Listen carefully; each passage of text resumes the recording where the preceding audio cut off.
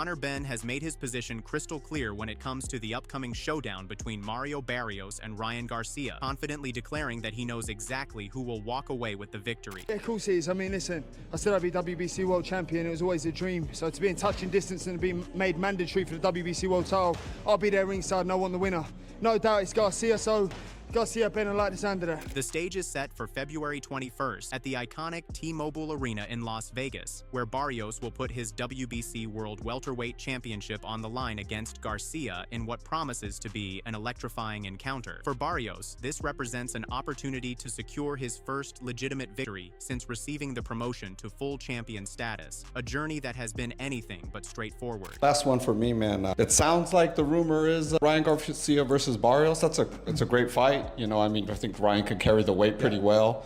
But I know you guys kind of have your back and forth too. I mean, what's going on with that? What's the latest you could tell us? Yeah, I mean, it's a loud rumor that we're hearing. So we're looking at maybe late February, early March.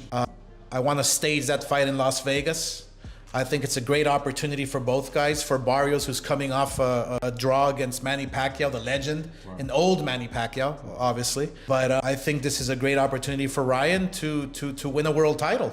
And it's a tough fight. It's a very difficult fight, but it's one that we're looking forward to in Las Vegas. And not Ryan's last fight with Golden Boy, right? I heard you say that. No, not at all. Where do those rumors come? Where do you think that's coming from? I have no idea. We have just to set the record straight, we have a multi-fight deal still in place with Ryan Garcia. So, any fighter that he fights obviously has to go through Golden Boy. The path that led Barrios to this moment tells an interesting story. After getting bumped up from interim champion to the real deal by the WBC in 2024, the 30-year-old defender has struggled to add wins to his resume. Instead, he fought to consecutive draws, first against Abel Ramos in a battle that had plenty of fireworks, and then against boxing legend Manny Pacquiao, who came out of a 4-year retirement at 46 years old to test himself one more time. That encounter with Pacquiao last July painted a picture of where Barrios stands as a champion. The performance lacked variety and creativity, with Barrios relying heavily on a single approach throughout the contest. Despite the limited tactical range on display, he managed to convince the judges through sheer volume and relentless consistency,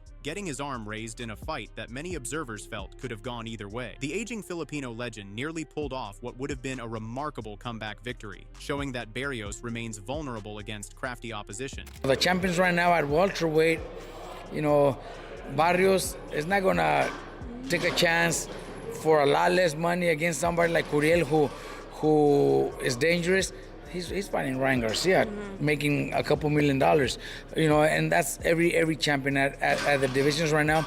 They don't really look for, I have to fight my mandatory, because sometimes the mandatories are more dangerous than the bigger pages that they're making. It's a business now. We understand it too. I'm part of it. Garcia arrives at this title shot from an entirely different trajectory, one marked by controversy and setbacks that have overshadowed his undeniable talent. His most recent appearance saw him return from a 12-month suspension related to performance-enhancing substances, only to suffer a disappointing defeat at the hands of Rolando Romero this past May. The fight exposed some serious questions about where Garcia stands mentally and physically as he hit the canvas in round 2 before losing clearly on all 3 scorecards by the final bell. Before that letdown, Garcia had experienced both triumph and turmoil in his majority decision victory over Devin Haney back in April 2024. The performance itself was spectacular. However, the celebration proved short-lived when post-fight testing revealed ostarine in his system, a banned substance that forced officials to wipe the win from the record books and change the result to a no contest. The ruling cast a shadow over what appeared to be his finest hour and triggered the lengthy ban that kept him out of action. He did so much against Haney, and then what he did at Times Square has a lot of people questioning it. Ryan Garcia is fighting for a world title against Mario Barrios. Barack, I love this matchup. Tank Davis, his adversary, was able to stop Barrios at 140 pounds years ago. And it's safe to say that maybe Barrios is drained at that weight. Maybe 140 was tough for him to make because he's a huge guy, for that weight class. So I like this fight for Ryan Garcia, but I think Ryan has a lot to prove considering his last fight against Rolly, which he was a heavy favorite at. And it wasn't that he got outboxed. People might say that. I feel like he was more, for some reason, gun shy, not pulling the trigger, not actually using his attributes, against a guy like Rolly. I think he's a better fighter, right? But he didn't get the nod. So I think there's pressure on this fight. I do agree to some extent that, yeah, he's better than what he looked, but that translates into getting outboxed. If that's past him, we already know Ryan Garcia is dangerous, first of all. But 100% Ryan Garcia is very, very dangerous. Ryan Garcia is known to be a guy who has power, like zipping speed, right? He can hurt you. If he can hurt a guy like Barrios, who's very hard to hurt, especially as of late at 147, to make a statement and say, hey, I'm a strong, hard-hitting welterweight, maybe that conversation again about him fighting maybe a Boots Ennis eventually, or fighting a Conor Benn, those type of big fights, because he can compete in terms of power. Because right now he has a lot to prove. Like, he did so much against Haney, and then what he did in Times Square has a lot of people questioning it. But that's great because that leaves an opportunity. Looking at the bigger picture, Garcia has gone more than 2 years since registering an official victory that actually counts in the record books. That win came against Oscar Duarte back in 2023, meaning the 27-year-old enters this championship opportunity on a paper trail showing a loss and a no contest as his 2 most recent outings. Despite this less than ideal resume, he somehow landed a shot at world title gold, a situation that naturally caught the attention of the fighter waiting in the wings. Benn holds the mandatory challenger, which means he gets the next crack at whoever emerges victorious from this Vegas showdown. Since defeating Chris Eubank Jr. on points at Tottenham Hotspur Stadium this past November, the British contender has committed himself to competing at the welterweight limit. He shared his expectations with media outlets, expressing absolute certainty about the outcome and already envisioning himself sharing the ring with Garcia on home soil. According to Benn, he will be watching every second from his ringside position, and he has zero doubts about who will still be standing when the dust settles. He anticipates Garcia getting the job done and then traveling to the United Kingdom for what could potentially be another massive stadium event later this year.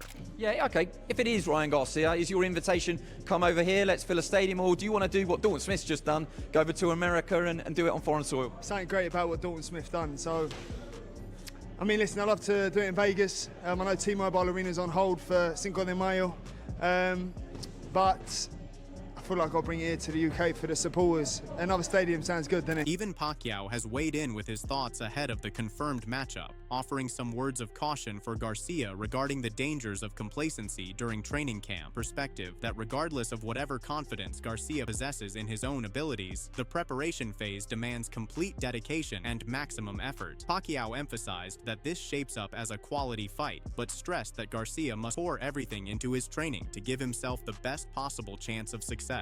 He's fighting Ryan Garcia, Manny, Mario Barrios. You like that matchup? Good fight? Yeah, it's a good fight. Good fight. Ryan must train hard. Calvin Ford brings a fascinating perspective to analyzing this fight, having served as the longtime trainer for Gervonta Davis and prepared game plans against both Barrios and Garcia in previous contests. Davis stopped Barrios back in 2021 before knocking out Garcia in 2023, giving Ford direct experience studying how each man operates inside the ropes and how their respective styles function under pressure, suggesting Garcia's optimal path to victory involves producing a knockout in the opening rounds when his speed and power might catch Barrios off guard. Equation shifts dramatically as the fight progresses into the middle and later rounds. The longer the action continues, the more he favors Barrios to take control and impose his will. Patience and ability to improve as the fight develops, qualities that would start tipping the scales once the early danger from Garcia's explosiveness subsides. You know, Ryan Garcia is saying he would like to fight Mario Barrios. These are 2 guys that you've studied to beat with Tank. What do you think about that matchup? Who do you think gets the upper hand in that match? I think Barrios. I think Ryan should win it, be in the first 3 or 4 rounds by knockout, but if they can start going at 4, 5, and 6, the deeper you get into the fight, the more I'm gonna lean towards Barrios. Barrio, tough kid. Pro, he got a bet. He more sound too, I think. Yeah, more sound. Yeah. Yeah. More sound, but is he durable enough to take Ryan's punch? That's what I said. After the 3rd or 4th round, yeah, he'd be out. But the first, I think Ryan give anybody hell the first 2 or 3 rounds. he gonna try something. He gonna try before he just give up. You know what I mean? Yeah. Good fight. Good So fight. you're leaning. So that in that case, it could be a 50-50 fight in your eyes. Yeah.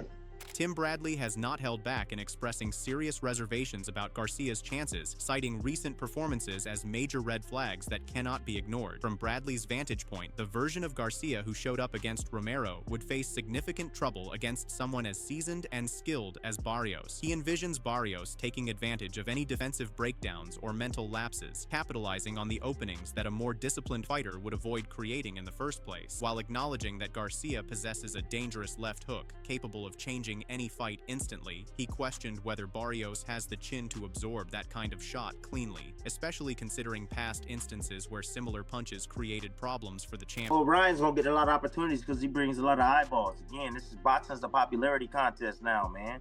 You know, that's what it's about. If you got the draw, you know, you're gonna get more opportunities than the other guy that's working his butt off to climb up the ranks to be able to get his shot when nobody knows who he is, right? So, you know, look. There's not a far-going conclusion that Ryan can take out a guy like Barrios, man. Barrios is experienced. I don't give a damn what anybody say. He got a lot of experience, man. He got the best resume at 147 pounds, right? He's a champion. You know what I mean? He's been in the ring with Tank Davis as well. He's been in the ring. Who else was the guy he been in the ring with? That was Pacquiao recently, obviously. Pacquiao recently, and there was another one. Thurman, was it Thurman? Yeah, keeps one time Thurman. So I mean, he's felt resistance. He's felt resistance at every single level, right? You know, even with the southpaw. So I mean, you got a guy like Garcia. You know, his last performance wasn't that great. I expect him to have a better performance this time around. Another fight that's simmering down is the clash between Shakur Stevenson and Teofimo Lopez taking place on 31st January in Madison Square Garden. Andre Ward delivered an incredibly detailed breakdown comparing Stevenson and Lopez using artistic metaphors rather than traditional style-based matchup analysis. Ward described Stevenson as working with a blank canvas, possessing the intelligence, experience, athleticism, and technical skill to create whatever masterpiece the moment demands during combat. Lopez, while operating at an elite level himself, functions more effectively within established structures and patterns, but lacking the same degree of consistent creative freedom that defines Stevenson's approach. Teo knows it's going to be a real fight. Shakur knows it's going to be a real fight. And I look at Shakur like a fighter who has a blank canvas. He's got the IQ, he got the experience, and the athleticism, and the skill set where he can paint any type of picture he wants to on a blank canvas. When I look at Teofimo Lopez, he's almost that. He has a blank canvas, but he needs an outline on what to draw and what to paint inside the line. Now, every now and again, he'll go away from the outline that he has and he'll do something dope and you'll be like, oh, that was cool. That wasn't on the outline right there. But I don't think that he can create on the fly like a Shakur Stevenson. But what he does bring to the table and what Shakur does have to deal with is explosive power, quick twitch, muscles, and the type of punches that he likes to throw. And Teo doesn't have the foot game that Shakur has, but he's got a decent foot game. So Shakur has a lot to deal with as well. But I just think that when it comes to creating on the fly, making adjustments on the fly, Teofimo Lopez looks like the better boxer when he's facing an inferior fighter, an inferior boxer. Well, you say, well, he fought Lomachenko. Gary Antoine Russell, the WBA super lightweight champion, offered yet another viewpoint on the Stevenson-Lopez debate, calling it a genuine toss-up while highlighting Lopez's natural physical advantages, sees Stevenson as the more intelligent and technically refined fighter, but believes Lopez's strength and athleticism create a level playing field. Russell suggested everything hinges on which version of Lopez arrives on fight night, specifically pointing to the dominant performance against Vasily Lomachenko as the benchmark Lopez needs to match for victory. Maybe one of the biggest ones in Teofimo versus Shakur. Just looking at that fight stylistically, how does it play out in the ring? It's 50-50. You know, in order for you to participate in this sport, you got to have a high level of confidence. I feel like both of them has a high level of confidence, Teofimo Lopez and Shakur Stevenson, but styles make fights. Naturally, I think Teofimo Lopez is stronger than Shakur. Naturally, I think he has more athleticism than Shakur. And he got a good IQ on the sport itself.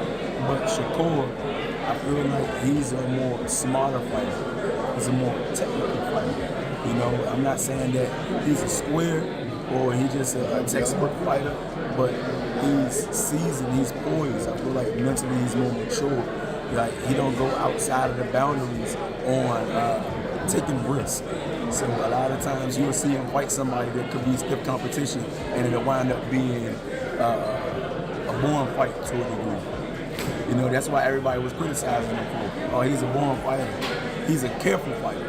And I feel like with Teofimo Lopez, he's going to be a careful fighter. Teddy Atlas examined the Stevenson-Lopez matchup through the lens of contrasting attributes and how they clash. Atlas praised Stevenson's recent showing against William Zepeda, noting how he displayed aggression while maintaining the elusive movement. Stevenson walked down his opponent, fought effectively at close range, and controlled the distance without abandoning his technical foundation, based on what each specific fight requires. I mean, Shakur showed aggression in his last fight against Zepeda, you know, being elusive while being aggressive, you know, walking them down, fighting on the inside, you know, boxing well, still being able to counter, still being able to control space, but also be able to go into tight quarters and not be afraid to show that he's good on the inside too, that he can make you miss and make you pay outside and inside. Shakur showed that. That was great. That was great, and people applaud him. I applaud him. We were sitting there, ringside. I was sitting there actually with your sister, ringside, watching that fight. And it was a terrific performance. Shakur showing that dimension, showing that attitude, showing that competitiveness, showing that dog like people like to show or like to talk about, and they wanted to see in Shakur. Well, they saw it. Teofimo showed you that he can fight inside, he can fight outside. He would have the advantage of power in this fight. Nahir Albright offered particularly relevant insight, having recently shared sparring rounds with Stevenson, giving him fresh first-hand experience with what the unbeaten champion brings to competitive situations. Albright expressed complete confidence in Stevenson emerging victorious. His defensive capabilities operate on an entirely different level compared to Ortiz, meaning those same tactics that troubled Lopez previously will be amplified exponentially when Stevenson employs them with his superior technical skills. Stevenson will make him downright miserable by doing everything but at a significantly higher level of execution. You know, Shakur Stevenson and Teofimo Lopez. Who do you think wins that fight? Oh yeah, that's a hell of a fight. I'm gonna go with Shakur. I think Shakur, I don't know. He just gonna win. Like I just know Shakur gonna win. He gonna, yeah. Cause I feel like Jermaine Ortiz gave Teo some problems, right?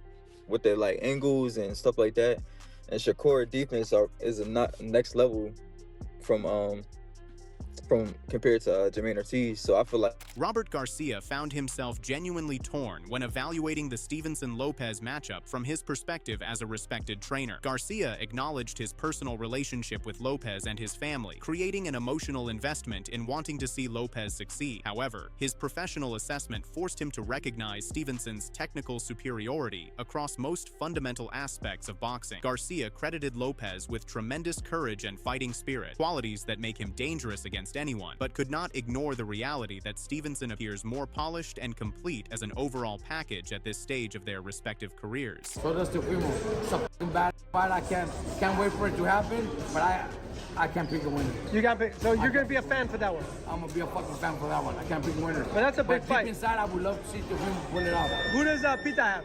I don't know. You gotta ask. He's right behind you. Pita, who wins? Pita. Teofimo or Shakur? Why? Why? Your son has Shakur. You love Shakur? Yeah, but I like Teofimo. It's a good fight. Yeah, it's not an easy fight. And Teo always steps up for the big fights. Teo steps up, and Shakur's a 3-division champ. So the entire landscape surrounding these fights creates a fascinating web of interconnected narratives, with Ben waiting for his opportunity, and legendary figures like Pacquiao offering wisdom from their years of experience. The February showdown between Barrios and Garcia serves as more than just a championship fight in isolation, but rather as a pivotal moment that will set the course for multiple storylines throughout the welterweight and adjacent divisions as the year unfolds.